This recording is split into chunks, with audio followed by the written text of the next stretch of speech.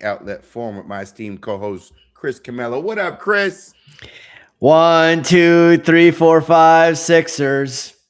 Sixers. 2, 3, 4, 5, 76, 76ers, something like that. That stupid song.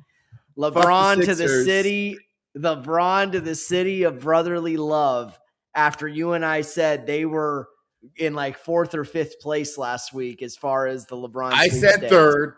I said third, right behind Cleveland and Golden State. For some reason, Chris, I said 4th. I thought Miami was Golden State. I thought. Well, I thought that the quote unquote leak took them out of the shit. It didn't make me think that, oh, this means they're gonna get him. That actually meant the opposite to me. Just like I thought the trust the process line at Fanatics Fest was going to take Philly out of it, but I was wrong, as well as many others were. We will get into LeBron. We will also get into Kawhi Leonard. Is he going to be traded? Is he not? The Kawhi investigation looms. Meanwhile, Pablo Torre is still peeling back that onion. I'll get into a little bit of facts about that he drops on a live stream earlier this morning. And Chris, Luka Doncic is stepping it up. We'll get into all the news surrounding the Lakers and teammates flying out to Slovenia to practice. We'll get into that.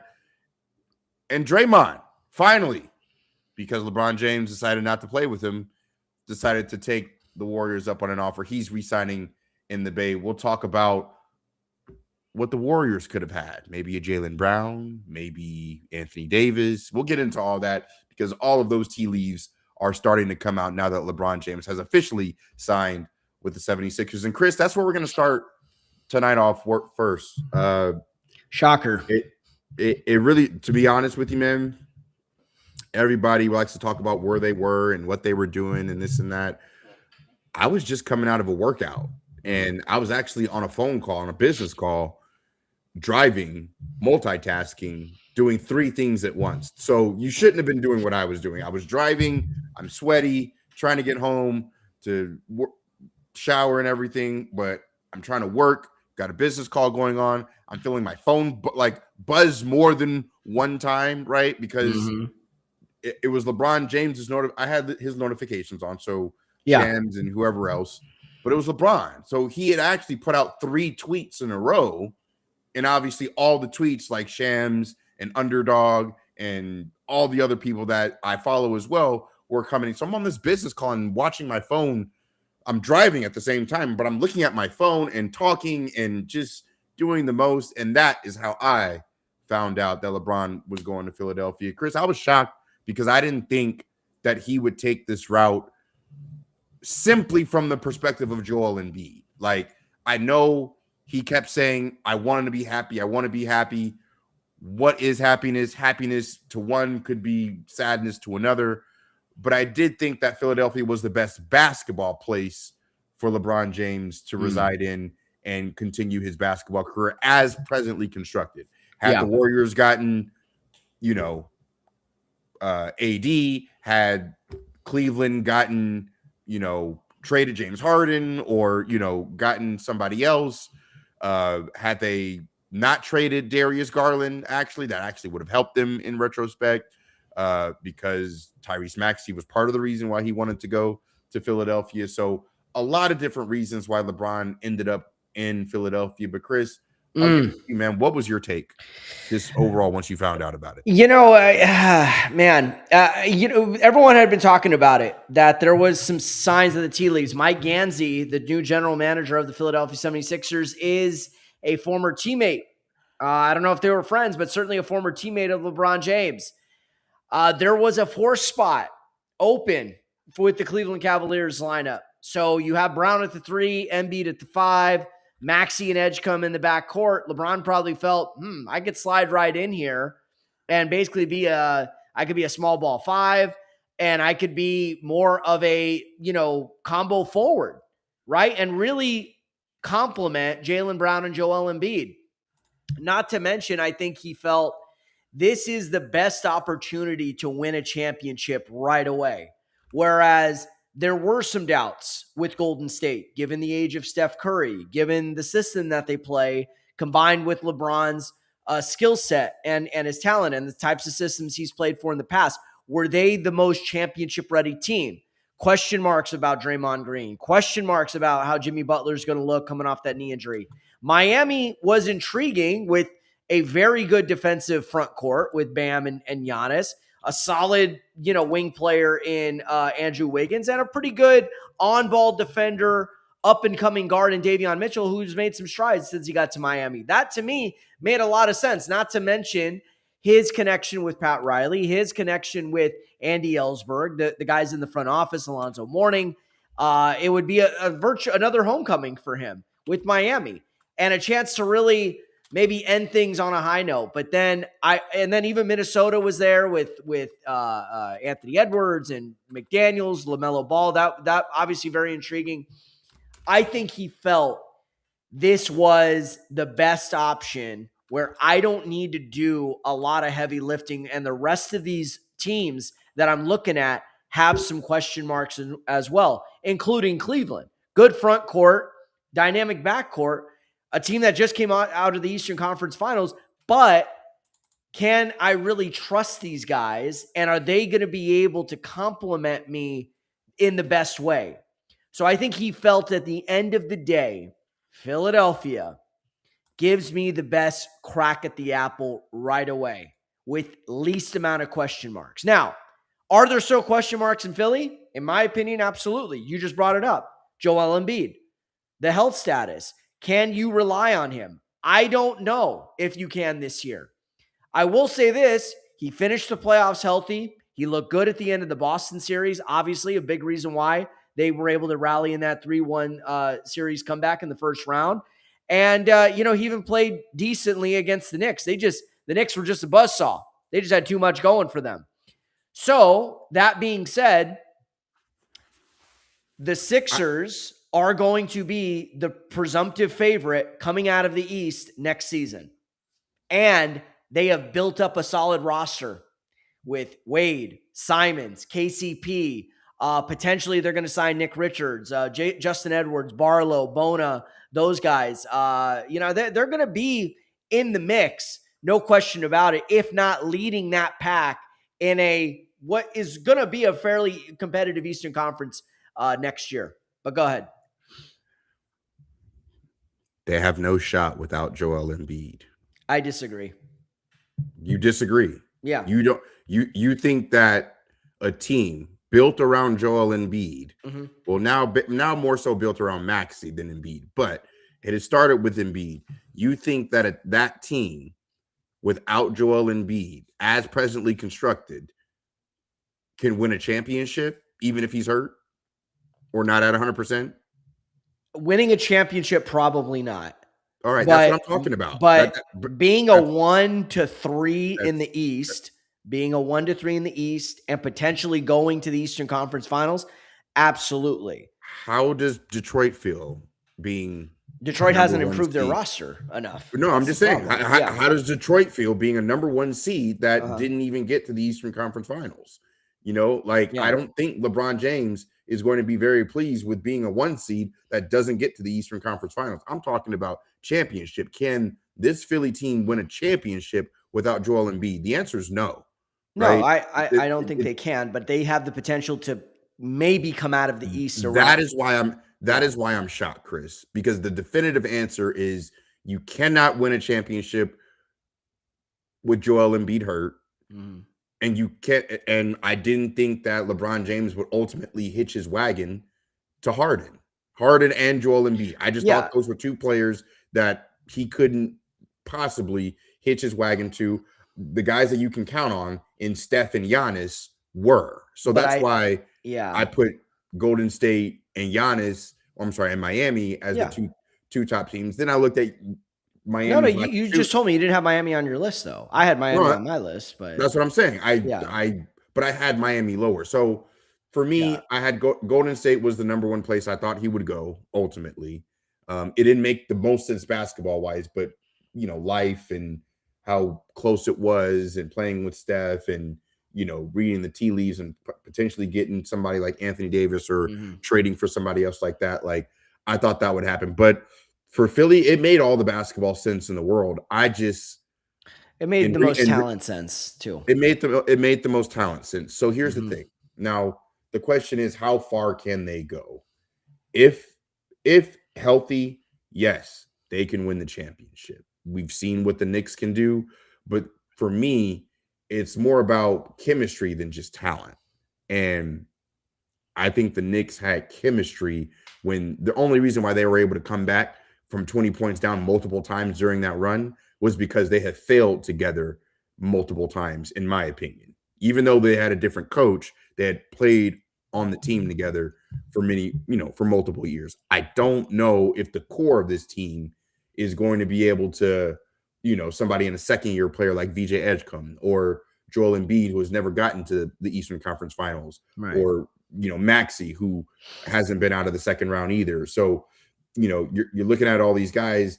Jaylen Brown and LeBron James have all the experience, and those are the guys that are going to be driving the team primarily. But the most success, yeah, the most success. But I do think that chemistry and continuity plays a big role. And between LeBron James and Joel Embiid, those guys may miss 60 games combined, to be honest with you. Like, it's possible. It's like, I mean, LeBron still keeps himself.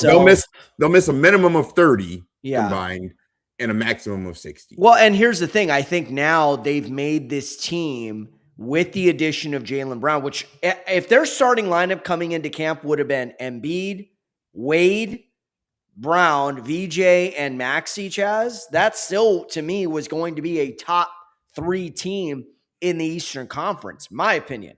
That was still had the capability, because it's like we have added some solid pieces. Obviously, Jaylen Brown is a former champion. He's been to the finals twice, finals MVP, conference finals MVP. Let's be honest, a top 10 player in the game. I don't think anyone's going to dispute that. And I think when you look at this Sixers team, they have 4 of the top 25 players in basketball, arguably, on their roster. And this is LeBron at age 41. I think what makes this team so interesting to me, and I'm not saying they're perfect. Mike Gansey and Bob Myers, shout out to Bob Myers, did a terrific job. He's taken a lot of chances and whatnot, and without mortgaging the farm either. The one thing I'll say about them is they could still add some pieces. I've heard Nick Richards' name, to add to their front court. They could potentially even add Bruce Brown to give them a little bit more guard depth. They just added KCP to give them a 3-and-D guard. Anthony Simons is going to be he's going to be an ideal 6-man. And Dean Wade, like I said, good combo forward. So what you have right now already in place is some depth. You have youth. They're not too old. And they're Embiid injury proof with this depth.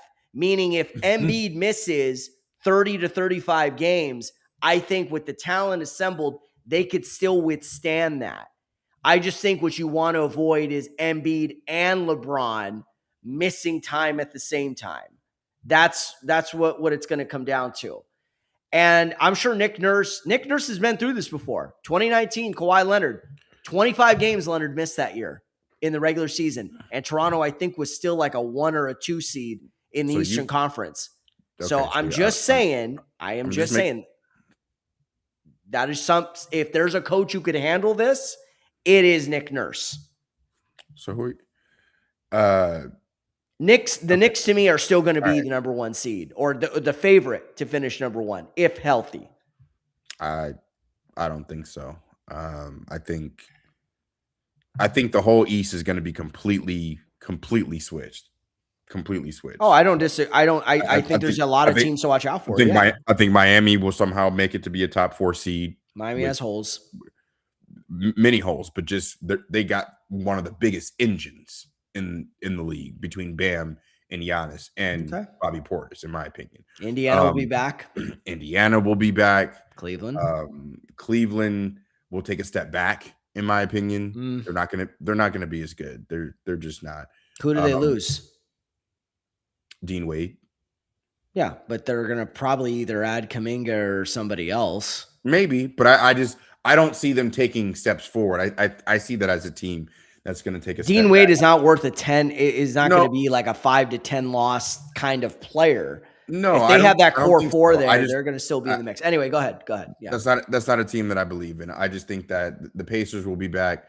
I think Miami, Milwaukee will be absolutely trash. Yeah, Milwaukee's not going to. Washington will be interesting. I think Washington will be interesting. I think Atlanta will be very interesting. Charlotte. I don't think Charlotte will be that good. They're going to take a year to take a step back because LaMelo does a whole lot more for them than they think Knipple can. They'll learn the hard way on that. Orlando? Orlando is just going to be Orlando, man. That's just who they are. They'll be like a 5-6. 5-6 seed that'll contend in the first round and get maybe fizzled out and late in the first, or maybe win, a first round series if they're lucky, but probably not. Orlando is not a team that is well managed, in my opinion. And Detroit's looking like a loser this offseason. They are looking like a loser because they don't, they're not taking care of their guys. They got rid of, Isaiah Stewart. They still haven't paid Jalen Duren. I think they lost. Who did they lose? They have. They lost Tobias Harris. Tobias Harris. That's who they lost. Yeah. They brought in Isaiah Joe. Yeah, Duncan Robinson. They got Isaiah Joe off of a salary dump from OKC because they had to dump Isaiah Joe and Lou Dort and Wiggins, I believe. Wasn't it Wiggins? Yeah, and actually you could throw Atlanta in there. Atlanta's going to be competitive. Yeah. Atlanta will also be, I think, a play-in, maybe even a top 6. I think you could see about 3 or 4 teams being in the top 6. We haven't even mentioned Boston. If Boston can add another piece to make up in what they lost in Jaylen Brown, like, they have Paul George, Chaz. I mean, I'm not saying Paul George is anywhere close to being someone like, Jaylen Brown. But if you add Paul George along with let's say a DeMar DeRozan or God help me, a healthy Bradley Beal, they could certainly be in the mix. And I got to imagine Brad Stevens may have something up his sleeve in order to address that. So I agree. I think the East is going to be on par with the West as far as depth goes. What I am saying about Philadelphia is I agree in spirit that they will only still go as far as LeBron's health as well as Joel Embiid's health. However, I still think this team, as currently constructed, could win 55 to 60 games, even with those guys missing. I don't think they're going to miss a ton of games. I at least not because of severe injury. I think you're going to see about 20 games potentially missed from both. I think the fact that Embiid comes in healthy, I think that's going to be huge for them. That's going to be huge for them with him having an off season, not prehabbing, or rehabbing, but actually training and getting his body into the proper conditioning, and hopefully playing alongside a guy like LeBron James will help him do that, or at least motivate him more to do that, to stay on the floor the way it kind of did with Luka Doncic last year. It doesn't. Luka still missed time. Anthony Davis still missed time. Kyrie still missed time. There's plenty of guys that have played with LeBron James that has not rubbed off on as much as we would have liked it to. I'm going to switch gears real quick on this before we change subject on LeBron. Dave McMenamin wrote a pretty good article about the behind the scenes and everything like that, and about how everybody really just didn't know what LeBron was going to do ultimately, or when he made sacrifice, happiness, 2 years, $8 million. I believe him when they say, he really didn't know when he was, but I think he was leaning towards the Philadelphia 76ers when he made that, trust the process statement at Fanatics Fest. I just think one thing I want to point out is that, it's rumored that, he only gave the Cavs a meeting, didn't give anybody else a meeting. Really didn't know where he was going to go or what he was going to do a week before. Really, had the Clippers offering him a deal for $20 million, had, Boston in the mix, a lot of places he could have gone, but ultimately I understand why he chose Philly. And I have respect for him for choosing Philly. I just don't think he's going to win anything in Philly. I think hitching that wagon to Joel Embiid was probably the worst thing that he could have. But now here's the thing: you could say, "Hey, I was just with Luka and AR last year, and they both got hurt." Like, correct, but it's one thing to go somewhere and somebody gets hurt. It's another thing to play with a player who hasn't played more than 60 games in 3+ years. You know what I mean? This is what LeBron does, though. He, and let me just say this on a personal note, the happiness thing, the sacrifice thing. It's so funny, Chaz. For a long time, you gave me so much shit for saying, what is the problem with him taking less money if we are trying to expand this championship window with the Lakers, right? And I wasn't even saying take a contract like this, 2 years, $8 million. I was saying take like 10 to 12 million less in order to go out and continue to add the right complementary talent. But I don't want you misrepresenting my position. You're saying that I disagree that LeBron should have taken less? Yeah, because you were like, that's a Rob Pelinka problem. And I'm not trying to say LeBron deserved a pay cut based on lack of production. I'm saying the cut had to come somewhere in order to pay other guys. Let me be very, very clear, and this isn't revisionist history. I always wanted LeBron James to take less. I knew he was worth way more. I always wanted him to, but I always knew he's worth to the Lakers double the amount that they actually ended up paying him, in my opinion. In terms of what he's able to garner for the franchise and for the league. Even at his age. Let's just put that, but given that you've already inked the deals and the money that you have, it is a Rob Pelinka problem because you as the GM or the president of basketball operations still offered him this deal, still inked him to this deal, and now have it in stone. Now you got to work around it. That's the perspective. Okay. Now, I will. That's fair right there. You didn't always express it that way. I didn't. But because you didn't always express it that way, but that is a legit point. And this is what happens when you are a franchise like the Lakers who acted in desperation and gave this man the keys to the castle out of desperation in order to stay relevant and competitive. Now you don't have the upper hand. You don't have the leverage. You only got the leverage after you landed Luka Doncic. Right. Which then pissed him off. Right. That's how business is done. It's just business, really, at the end of the day. Right. But I have to take my own advice because I will say it does feel like a slap in the face as a Laker fan to hear him talk about how top heavy the roster is for the last 3 years and then go to Philadelphia and play for the same 3.9 that you could play for the Lakers at and still have a much better team. Could you imagine if LeBron would have took the minimum to play on this Laker team with Walker Kessler? I literally just said that. So, I literally just said that. What I'm saying though is, in hindsight, because he was already inked to those deals and they were already set in stone. Yeah, it became a Pelinka problem. It became a Pelinka problem because you offered him the deal in the first place. You offered the extension of the AD in the first place, right? And you got two guys making over $110 million a year. I would say 60 mil annually. 60 mil just to those two each year. That's what I'm saying. So that's $110, $120 million just for two players. And I think it's funny how, Cuffs, guy on Twitter, shout out Cuffs if he's watching, had said, hey, the Lakers were at AD asked for a big man forever, and they trade him for asking for a big man, and they finally get a real one. Yeah. Well, obviously they finally get one because you had two. Kyle Kuzma chimed in after AD dropped his crying emojis and said, hey, you got two guys making 70% of the cap.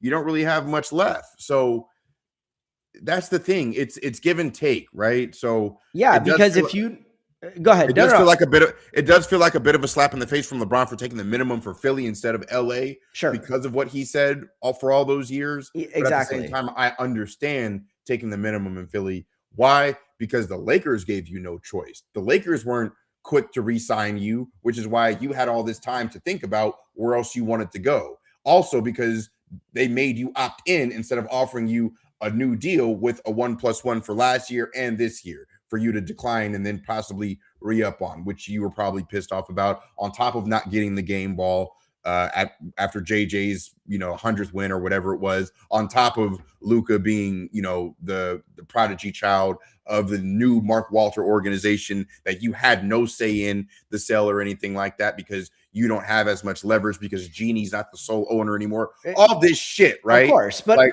all that stuff matters. But at the end of the day, all agreed, all accurate. Go ahead. At the end of the day, I just feel like had he taken the minimum 2-3 years ago,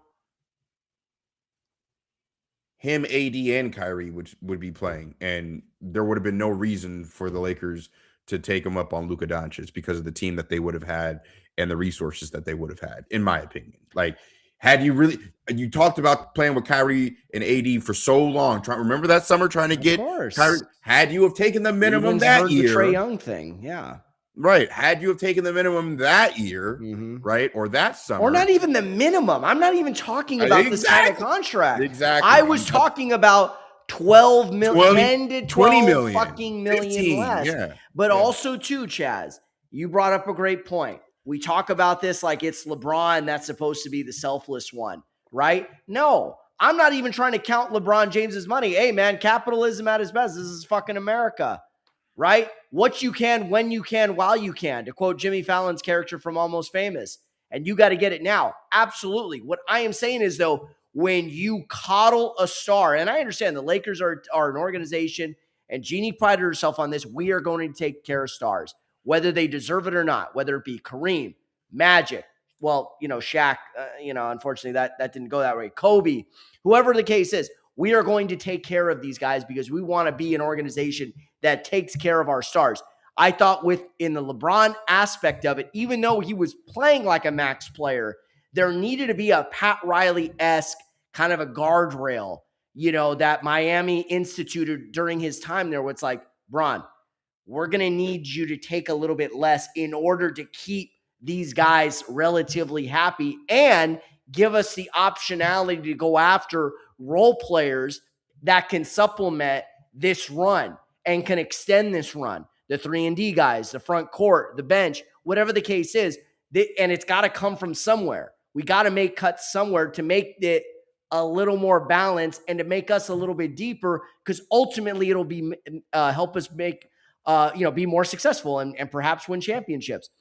Pelinka and Jeannie did not establish those guardrails well enough, and this is what happens when you have the stink of desperation and you ultimately concede power, too much of it, I should say, to LeBron James. Not saying he's wrong for taking it. However, you go from that, right, to being the franchise's biggest star to then kind of yesterday's news after, it went a complete 180 so quick. Of course he was going to react that way, However, as a Laker fan, it just kind of sucks because it's like, now it's about sacrifice. Now it's about happiness. Yeah, now it's about taking less. It doesn't sit well with Laker fans, Chaz. No, they're not nuanced or I'm not going to say smart enough, but they're not nuanced enough to see it like the way maybe you and I see it. Right. But everybody else is entitled to their opinion, so we're just up here giving ours. I'm going to get off my soapbox with LeBron. I wish him well in Philly. I'm just very happy that I don't have to hang on to every word of Rich Paul on the Game Over podcast or, dropping this news or this or that. And I love that. And I love that LeBron James is going to play in the early window on national TV games instead of the late one now as well. Can I say one more thing about Rich Paul, bro? Careful with how much you reference Kobe. Kobe would have loved this move because he was he was raised in Philly. Kobe never fucked with Philly. He never fucked with the Sixers. If you've ever heard anything about Kobe Bryant, he was a diehard Laker fan. He couldn't even really stand Michael Jordan if you've heard some of his early interviews. All right? So don't come here when the anti-LeBron Laker crowd are already, going nuts and celebrating with LeBron already getting pushed out of town Don't add more fuel to that fire, Rich. Just saying. You've done well, my friend. But that comment was silly to me. I don't know how you felt about it, Chaz. I just wanted to point that out. Here's the thing. I think he says things to elicit a certain response either way, in my opinion. Like, even if he's right, and that's my thing about Rich Paul on this podcast. Like, even if he's right, it just stirs the pot. Like, it's not even about being right or wrong. Like, even if Kobe would have, like, you're just unnecessarily just, but that's just what that's what he's trying to do. He's trying to garner, and I don't want to say it's for clicks, but everybody wants a successful show. Right. So do we. Right. Sure. But it's just about how you go about doing it. So enough about LeBron. Let's get into just wanted to point Luka Doncic. This thing out. Yes, sir. Luka Doncic is stepping up his leadership. Reportedly, he's flying out his teammates to Slovenia to do like a mini camp, like LeBron used to do in Vegas ahead of training camp. But Slovenia is not from LA to Vegas. It is halfway around the world. Trying to get his teammates, engaged with him, understanding where he comes from. Chris, I'm just going to say, I think this is a major move. Like, you talk about things that help ingratiate yourself with the city. Luka has, I'm not saying LeBron didn't. LeBron has done several things in the city, but, I think he's like he bought parking for people. He's done countless like different charity things. He's, they got murals of him and stuff. He's doing stuff where he's taking care of his teammates. He's flying out. Like, Luka's really going out of his way to try and not only ingratiate himself with his teammates, but members of this city, and the relationship between himself and the city. I would argue by the end of this next season, Luka will be embraced by Laker fans more than LeBron James ever was in his 8 years, even with winning not now, but after like a year from now, after Luka finishes his 2.5 season with the Lakers at that point, he's just going to have a type of relationship with the city that's going to be, and don't let it be a championship or an MVP season, or let alone both for him. He's going to put himself into a legendary status. I couldn't imagine what this franchise and what this city would be like if the Lakers won a championship the same season LeBron James dipped out after 8 years. That would be pretty wild. But I really like this, not only for the Lakers, but it speaks to the camaraderie that can be built, as well as the core of the team, which are all on multiple-year deals. AR, Kessler, Grimes, Mamu, even Sexton for instance, as well. So what do you make of this? And is it a big deal or is it not? I think it is. Very significant. And I think this is his first step at not only establishing himself as the star of Los Angeles, but as a leader. And if there's been a couple of things about Luka that, as far as negatives go, there's a lot to rave about positives. He's one of the elite talents in the world, not just in the NBA, in the world. But issues with conditioning, yammering to the refs, not committed enough on defense. At times people have questioned his leadership. Even Kendrick Perkins said, when you think back, well, he led the team to the 2024 finals, Western Conference Championship. Yeah, he led on the court. Who was actually leading through the trenches? There's a big difference, right? We talk about how great Kevin Durant is, but I've always said that he's a piss poor leader, that the leadership has been done by guys like Westbrook and Curry and Draymond and others throughout their careers, where Durant was a baller on the court doesn't necessarily mean you're a leader. You could throw Luka in a similar kind of mode, right? And that's been a knock on him, the lack of leadership. And I think doing this, flying your teammates, like you said, halfway around the world in a 9-hour time difference to a place where I'm not sure how many of these guys could actually point Slovenia out on a map. I'm just saying, myself included. Although I am Italian, so I kind of know a little bit about Europe. Haven't been there. But just to do that brings them out of their element, shows them some culture, and it's a chance to bond. That's the other thing too. Not just build chemistry as far as basketball. Let's bond. Let's get to know one another too, and these guys are going to remember these few days or week or however long they're there for a long time. And I think it's going to be like one of those things where we can now rally around this guy. If he's willing to fly us to his home country and show us around where we don't speak the language and whatnot, we're going to have this guy's back. And I don't know what Luka is going to say as far as revving him up or what kind of conditioning he's going to be in and whatnot, or what the workouts are going to look like. But it will be something that, if nothing else, brings these guys together. And Phil Jackson was a big believer in that, right? He was about the camaraderie, the togetherness. It's us against the world. And even though all of these guys have their own lives and brands and things like that, at the end of the day, basketball is still a team sport, and you need to be on the same page. And I'm not saying that everyone's going to be hunky-dory getting along, but this is a step into building a trust, a bond, and a chemistry that could ultimately, hopefully, lead to some success on the court. So I think it's a big move. I think it's a very big move. Do the Lakers get Kuminga, Chris? That'll be the big question. Is Kuminga going to be on that flight? Right now, it seems like it's coming down to them in Cleveland. Now, a lot of people thought Cleveland was out after they signed Mario Hezonja to a one-year deal worth, $3 million, under $3 million. He's coming from the EuroLeague, but they're still very much in the mix. And to be honest, do they have more assets that they could offer Atlanta in a sign and trade? Absolutely. They've got that guy Porter. I don't know if they would trade Tyson, but they've got some other guys on there. So Lakers still, unfortunately, have some competition for Jonathan Kuminga. I have said this.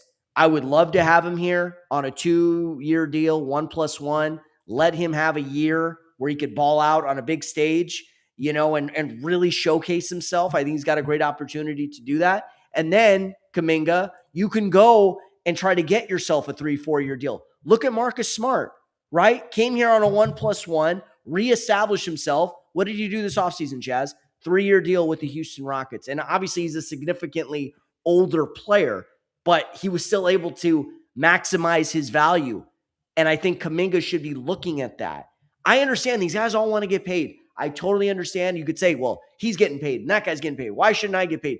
But you also haven't accomplished a lot. There's been too much drama with you. Come to the Lakers on a 1+1, make your 10, 12, 15 million, whatever this year. And then you could opt out and cash in here or somewhere else. I'll say this because it'll probably happen tomorrow, right after I say this, but I hope I'm wrong. But think about it this way. The Hawks are $4 million. Like, I think they're over the cap or into the first 8 by $4 million. So they would, in order for them to take back Vando, you got it's got to be more than just a swap and Vando because of the punitive, the aprons and all that. What am I I'm creating this much of a tax bill for myself for what? For a swap? So I just don't think that the sign and trade that we've been hoping for or thinking that might happen with the Lakers, and they don't have the space to just sign him, so it would have to be a sign and trade or just a sign and trade. Yeah, for sure. And Chaz, think about this, and maybe you could shed a little bit more light. The fact that Harden opted out of his deal, right? So Cleveland could go make a run at LeBron. I wonder now, does Harden kind of hold out until Kuminga, until they're like, hey, go out and get Jonathan Kuminga. I'll hold out and I'll sign with whatever's left. So I wonder if that's still a major part of Cleveland's negotiation where they could bypass the sign and trade altogether, give Kuminga what he wants, and then still have enough left over to retain James Harden without necessarily, you know what I mean? Whereas if you sign Harden first, now you're more limited. I mean, what are your thoughts on that? I think that he probably, based off of that, likely ends up with Cleveland if everybody's working together, like James Harden. But I don't know if James Harden is really in a position where he wants to take less, even though he may have to. But He was willing to take less for LeBron, though. So now what? is he willing to take? Is he willing to take as much less for Kaminga? No, but I think Kaminga's may not cost as much as, well, then again, LeBron took the minimum. Yeah, that's going to be interesting right there. Yeah. That right there is going to be interesting. But I think the fact that Harden hasn't signed yet is leaving me to think, do what you got to do with Kaminga, make a last dash, and then if that doesn't work, then I could pull a Draymond Green and then come back on the same money that I was going to make anyway this upcoming season.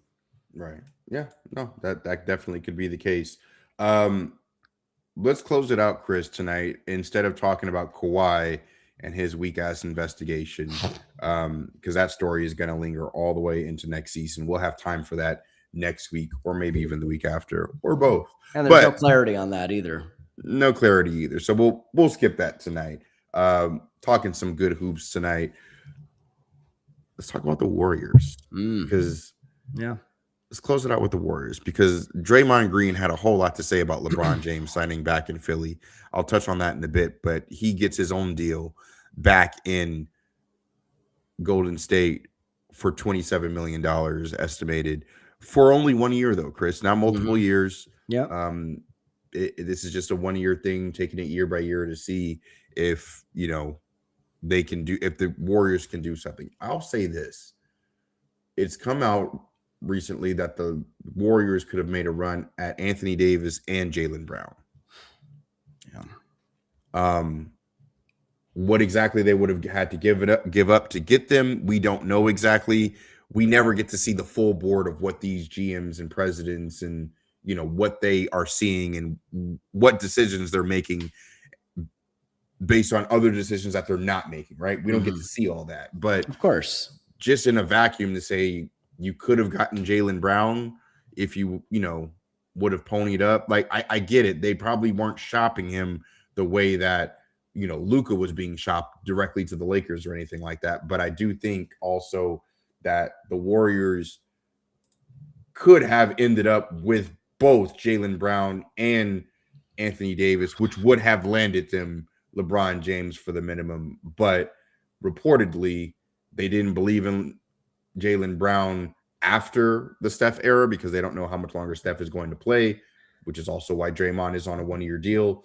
But also, they didn't know or they didn't think that they should give Anthony Davis not only an extension, but trade for him as well, because Anthony Davis wants an extension and Washington, a desperate team, isn't very quick to give it to him. So I do understand the reasons on why they didn't go out and get those guys, but for them to not try and maximize Steph's last few years, I'm not saying that they aren't. Yeah, no, I agree. They did go and trade for Jimmy Butler, and they were looking pretty good before Jimmy Butler and Steph got hurt back-to-back weeks, I believe it was. And they were both out at the same time, which is why the Warriors barely even made the play-in. So happy for Draymond that he gets to stay in the Bay. I know he's not too happy that LeBron James left him high and dry after, him sitting out and being not signed for 3-4 weeks into free agency. But I do think that for the Warriors, they got to do something because just letting Steph fizzle out like this is not the way. Not for this guy who's been loyal to you, has never requested a trade, has always done things the right way, and is now in the final chapter of his career. He needs to retire a Warrior, but you got to give him a chance because he's still at the top of his game. He can still, we've seen him. He can still do it at a very high clip as long as he has the right horses in his stable. What do you make of it, man? Yeah, I mentioned earlier Detroit are looking like some of the biggest losers in the offseason. I think they have because first of all, they don't even have Jalen Duren signed, right? They didn't find the proper Robin in the backcourt to Cade Cunningham's Batman. and they've kind of just gotten only better on the margins. So it's quite possible Detroit takes a step back. But I think you can make an argument. Detroit has been the biggest loser in the East. Golden State has been the biggest loser of the West. They struck out on LeBron. They struck out on the Jaylen Brown thing. They've struck out on Anthony Davis. And you're right. They should have gone all in, because here's the thing. What do you really have here? I like Pajemski. I like Moses Moody. I like, this kid, Londeborg, what was he? Summer League MVP. Their first round draft pick this past year. But what else do you really have here? Draymond has been on the decline for a while now. Jimmy Butler is an older player coming off of a torn ACL. I don't know how he's going to look. Chances are he's going to probably be fine. But is he going to be the Jimmy Butler that we saw all those years in Miami and during the 2024 postseason with the Warriors, right? And I just don't know. So this was your opportunity to go all in, one last mad dash effort, right? I guess you could say it's almost on par with what the Brooklyn Nets did, with Deron Williams and Paul Pierce and Joe Johnson and Garnett and those guys, and they were trying to make it all work, right? It didn't work, but I understood why the Nets did what they did, because as currently constructed, they knew that they weren't good enough. So they went all in and it didn't work out. Oh, well, you could have done something like that this time around, where let's put it together for a year or two, because if we don't, we're going to be left in the dust. We're going to be a play-in team for the next couple of years. And that's exactly how they're going to look. You have OKC, San Antonio, 1 and 2 in the top easily. Minnesota is going to be really good.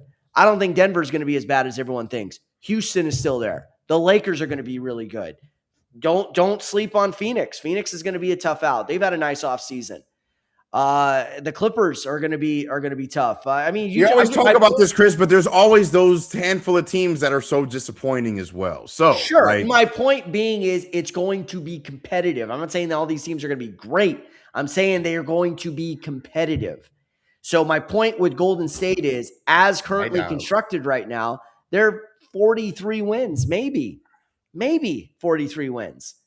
And they have not looked good in the playoffs, or I'm sorry, they in the regular season, which has led them to take a harder road through the playoffs the last few years.